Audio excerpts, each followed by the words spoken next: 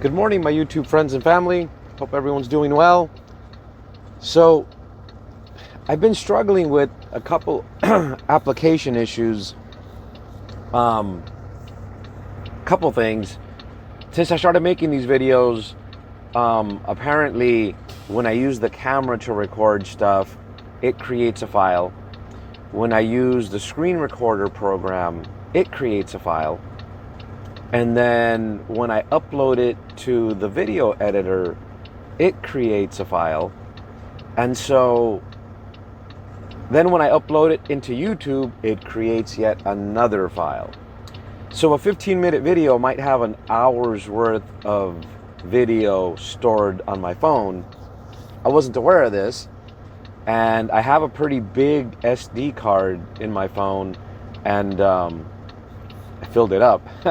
And so that was giving me troubles, and it took time to go through and pick out which videos were good to delete and which ones for sentimental value. You know, I got family stuff and everything in there I didn't want to get rid of.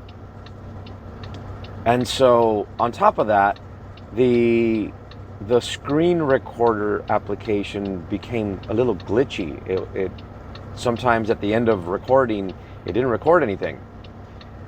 And so I deleted it and went to reinstall it, but then I couldn't find it. So I installed a new one, and I haven't quite figured out how everything works on it yet. I installed it last night, and I kind of got it all in there and set up. It took a while to get the right permissions in place and everything else. This one seems to be a little bit more advanced. It might give me a few extra options. It kind of seems like I can turn the camera on at the same time. And it's got a couple audio settings, so maybe the quality will improve. I kind of struggle with sound quality. This phone will record from its own microphone when I'm making these videos, and it sounds horrible. So I end up using these corded headset just because it's got a microphone here and it's closer to me. And instead of my voice being background and background noise being louder, this tends to work better. Anyway, so that's why I haven't been able to record some of the screen recordings you guys want with the Amazon and everything else. I will tell you that I finally got my Uber freight account to work correctly. The application, that is. We had been just calling the broker and negotiating our best deal, but now the application works, and I got to tell you guys, the rates in that thing aren't bad. After I upload a video on some of the markets you guys want me to look at, I remember right, there was Atlanta, someone was in Raleigh, Jersey, and I want to say there was another market, but I'll try and get that when I get stopped later today. I really can't do that as I drive. Some of these simple recordings, I just hit the record button, I'm driving, it's not that big a deal. I don't stare directly at the camera, I drive. And it's not so bad doing those, but I think manipulating the screen, trying to work the markets, I do need to be stopped for that. So I'll try and work on that when I get stopped later on today, hopefully when I'm getting unloaded. There was a question about being able to run, would it be profitable to work a truck not as a driver? The problem is you need to have a driver that's really going to look out for your better interest. Drivers are like anyone else. They only care about their pocket. If you pay a driver by the mile, he's going to want to take 99-cent a mile loads if it gives him, 750 miles a day every day of the week. He doesn't care. All he cares about is his miles. And so if you put a driver on a percentage, then he's going to want the highest paying loads, and he doesn't care if it's hard on the truck or not. So it's a really tough balance. You do need some hands-on experience with the truck. You do need to understand how it works. You need to understand, when your driver's lying to you. And I'm not trying to put down drivers because they're not all the same, but your biggest expense is the driver. I start a driver at 25%, and when they get to the point where they show me what they got and it's good stuff, I bump them up to 30. I also have a fuel incentive program for them.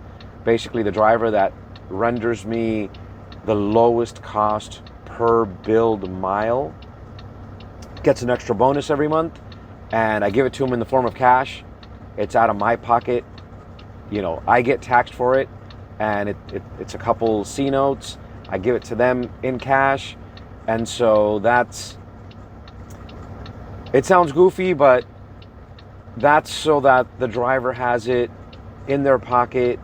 And let's just say if they have a significant other that watches every penny and doesn't want them to, I don't know, spend money on eating out at a nice restaurant when you're on the road or whatever, this way it's disposable cash to them that no one knows about. It's a gift from me personally to them, and it boils down to, you give me the best return on my fuel investment, and I give you that out of my pocket. The upside is, you know, if you have 3 drivers all fighting for the best value, if I take $200 out of my personal pocket, combined, the drivers are all going to save me way more than that. And so it's money that returns itself tenfold. Getting back to, can you run this effectively without being a driver? It is doable. You need to understand something about the business.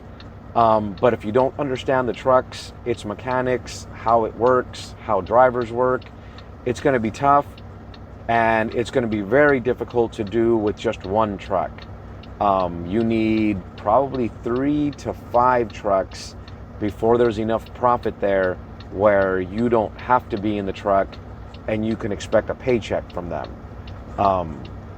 That's just how it boils out. And if you think you're making money, the reality is you're probably not setting enough aside for a maintenance fund. I like to say about 10% is norm.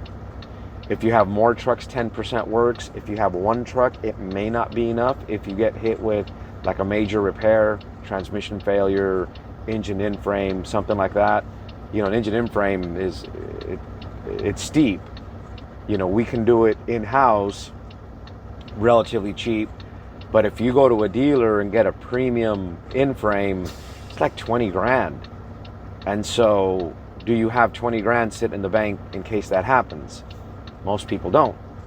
Anyway, I don't think it's viable, one truck as an investment, as a non-driver that doesn't have a CDL, never driven a truck. I think you'll be taken advantage of, and I think you'll quickly find it not very profitable.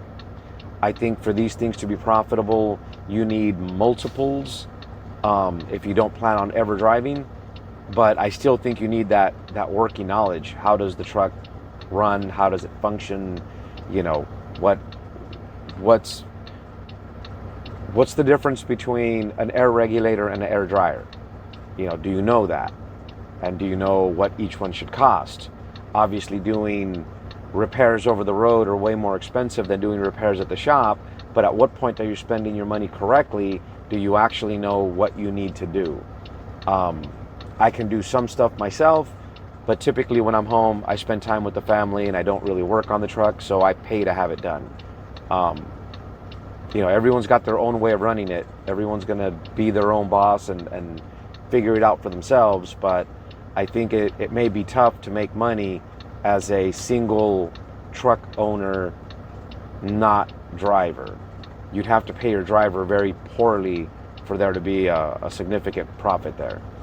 Anyways, when I get stopped later, guys, I'll try and make that video. I also will try and do something with Uber Freight. I finally got my application working for them, and believe it or not, there's some pretty good rates in there. I browsed through it yesterday, and it's not bad. It's not bad. I think I'll do a couple markets on Uber Freight. You guys might dig on that. Anyways, as always, thanks for watching.